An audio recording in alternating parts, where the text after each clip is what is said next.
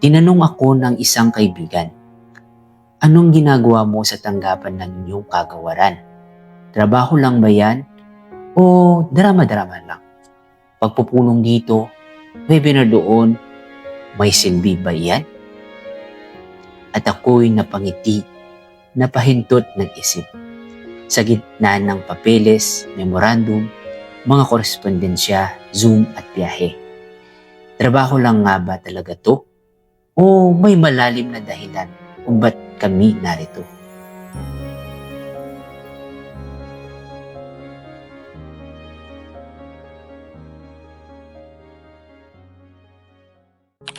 Mga kawani, halina't makinig. Sa ulat ng linggong walang patid, sa Clark Freeport Zone, kami nagtipon. Gawad kalasag, misyon ay hamon. 5 araw ng masusing pagsiyasat, DRM ng LGU, aming inusisat nilagyan ng bigat. Sino ba ang handa sa unos at baha? Sino ang may pusong planong dakila? Ang MED ay aktibong lumahok at sinuportahan ang Neo Plus. Sa SMX Clark, mga halal ay muling tinuruang muli tungkol sa pamamunong may dangal at puri. Re-elected na nga, ngunit di pwedeng kampante. Dapat ay patuloy, aral ay palawikin pat palalimin lagi. Liderato'y hindi titulo kundi gawang makabayan upang lahat ng mamamayan ay mabigyan ng katuwang na tahanan. Noong Agosto 7, nagtipon sa Zoom ang mga tagapagtaguyod ng bayan. Early recovery cluster ang ating sinimulan. Para sa Crising, Dante, Emong, tulong ay agad tinulungan. Infrastrukturang siray, pagagandahin muli. Mga nabaha at nawalan ng tahanan, muling aakayin sa pagbangon, mariin at buo ang ngiti. Kaya't kaming kumikilos, di lang puro irog o palakpak na malimos. Sa ika-37 anibersaryo ng 7th Infantry Kaugnay Division, ang kagawaran ay dumalo at nag-isa sa selebrasyon.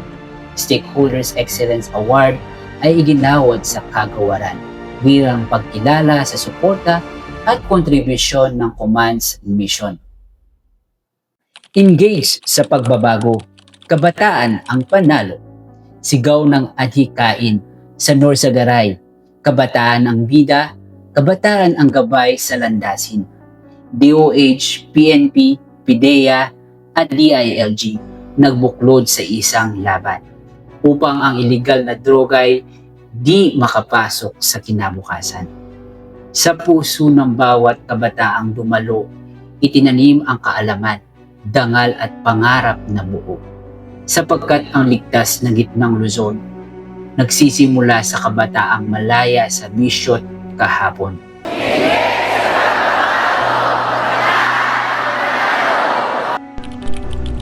Sa Brentwood Suites, lungsod ng Quezon, Agosto 4 hanggang 7 ang panahon. Bids and Awards Committee, unang pangkat na dumalo. New Government Procurement Act, bagong batas na itinakda. Layuning gawing moderno ang sistema ng pamahalaan sa bansa. Transparensiya at integridad ang pangunahing adhikain upang ang bawat proyekto'y maging tapat at makatarungan sa paningin.